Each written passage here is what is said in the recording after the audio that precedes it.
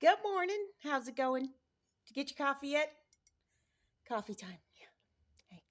How was your weekend? Did you have a good weekend? Some of you had yesterday off for Martin Luther King. I obviously have a lot of days off because I'm not working yet. Um, but the man's also had it off yesterday, so it was a good day. Last night I got to do some bumming around downtown Savannah. You may or may not have seen my post from Broughton Street. By all means, check it out. There's two of them. And another one I posted, it was one of those trends, going around, and it said about you know, in 2018 it's important you get this crazy idea to go buy and live on a boat. It's important that you do that. And it got me thinking about things that people think are crazy that you want to do. I got maniacal when I made the decision and I found out that that was a thing that you could live on boats. I personally blame Sarah. She knows who she is. Um, and I got focused, massively focused. I remember it was a 5-year plan out from 2018. And I remember telling my mentor that, hey, May of 2018, this is when it's happening. And for 5 years, that was it. That was the plan. That was the goal. That was the do. And we did.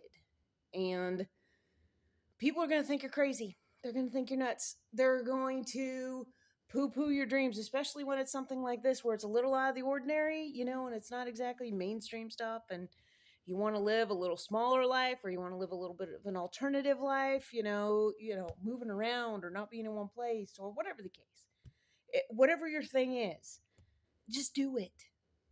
I didn't get to have the full dream of what I wanted to do completely, and it's purest form of what I saw when I was doing it, but I got 5.5 years of absolutely incredible experiences. I met some of the most genuine people in the world, part of the Jacksonville Salem Power Squadron, the most genuine, wonderful people ever.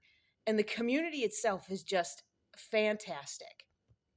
So it's like several other of the smaller communities, like everybody kind of chips in and helps and really helps you learn, and they want you to learn and they want you to see your goals come through. So it really stretched my wings. It stretched me because I had to figure out how to do remote work when I moved down here because I negotiated my move without really figuring out the details, and I just honestly believed that they would work themselves out as I did because I was making this work, and they did. So I've seen it happen. I've lived it. You can do it. It's not about just pissing in the wind and putting out some kind of random goal. It is about setting markers and things that you need to do by a certain date to keep moving that ticker forward in order to keep getting to where you want to go. You can do it.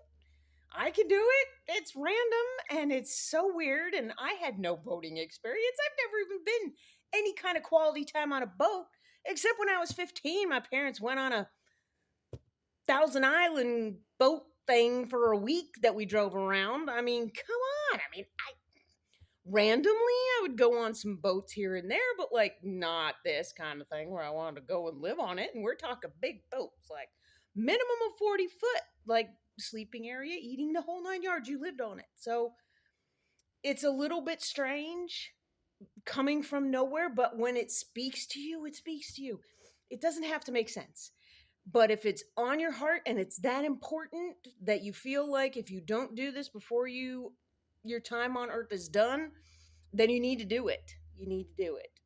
So, cheers to you today. Get on to moving on to your dreams, and screw anybody that gets in the way.